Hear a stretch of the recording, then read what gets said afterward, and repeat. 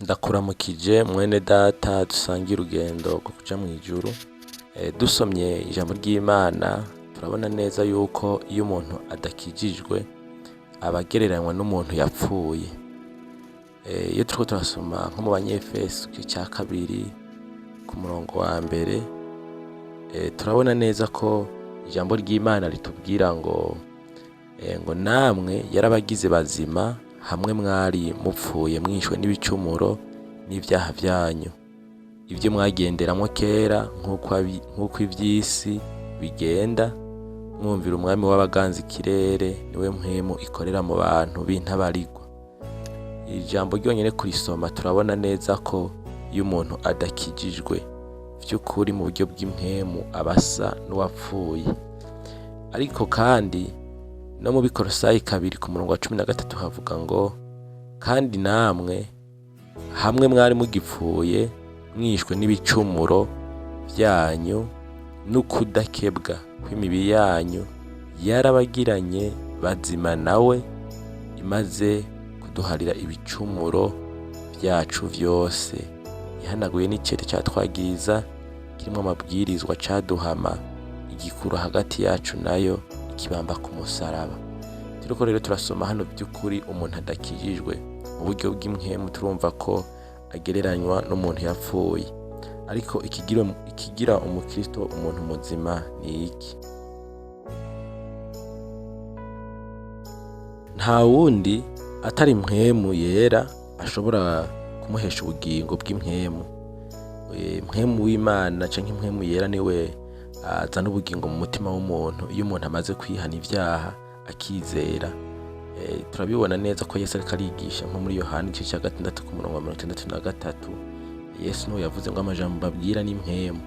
Ico gihe Yesu yavuze ngo impwemu nizo zitanga ubugingo, umubiri ntaco umaze. Vyumvikana neza ko impwemu yera ariwe azana ubugingo mu mutima.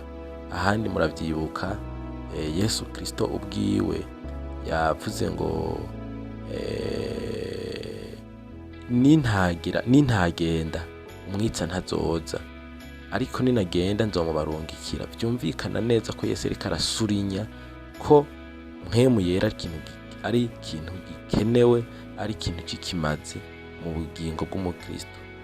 None rero igituma ndiko ndasurinya cyane kuri mpwemu yera nuko cane nagomba ko dusangirira ijambo ry'Imana rivuga ko ubugingo butangwa na mpwemu n'ubugingo busagutse. Nagomba cyane dushike kuri kino kintu kivuga yuko umukristo wese abeshwaho na mpwemu hama akagira ubugingo.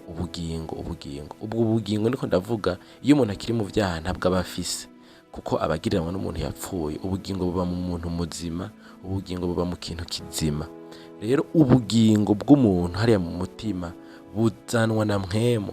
Rero Yesu yavuze ngo ubugingo bw'umuntu bwasi butegerezwa kuba busagutse. Iyo turiko turabisoma muri Yohana igice ca 10 ku murongo wa 10 niho Yesu yavuze ngo kandi ngo ndaziha ubugingo busagutse.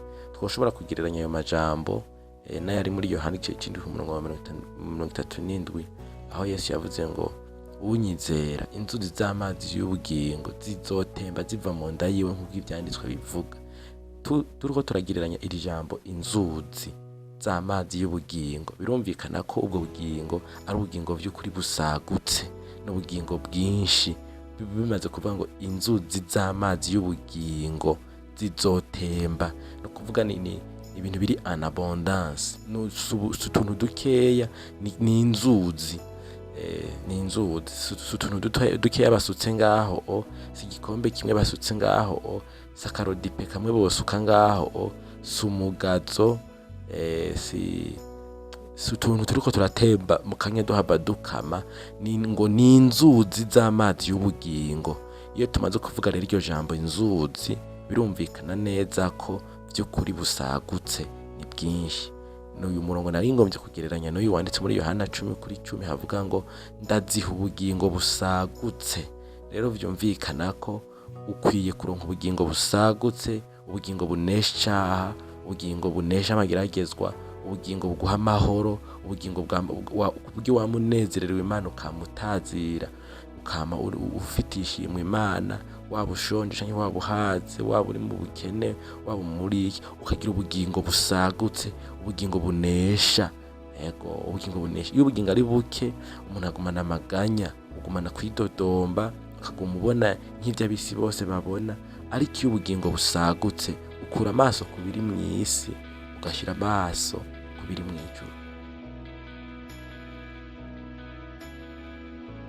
Nimba warihanye ivyaha, shishikara kwiha Imana, usenge, urondere mpwemu w'Imana aze muri wewe, kuko niwe ashobora kuguhesha ubugingo busagutse. No kwibutsa ko ivyamwa vya mpwemu yera harimwo umunezero, harimwo amahoro, harimwo urukundo. Iyo deja tumaze kuvuga umunezero tukavuga amahoro, vy'ukuri ivyo vyamwa bibiri ndazi nta n'umwe atavyifuza. Ariko ikizobiguha muri wewe bisagutse gose ni mpwemu yera. Suko wabaho neza ukarya neza arivyo bizoguha umunezero n'amahoro, ukabaho ata mageragezwa ufise. Oya, mpwemu w'Imana washobora kuba muri wewe akaguha amahoro abisi badafise, kuko woshobora kuronka ibi vyose abisi tubona bafise, ariko ukabura amahoro, ukabura umunezero, ukamana amagorwa, ukamana amaganya. Ibindi vyamwa hariho ubugwaneza, hariho ingeso nziza, hariho kwihangana, ibintu nk'ivyo. Yesu aguhezagire, Yesu akugirire neza. Ndakwifurije ubugingo busagutse mu mutima wawe. Imana ikugirire neza.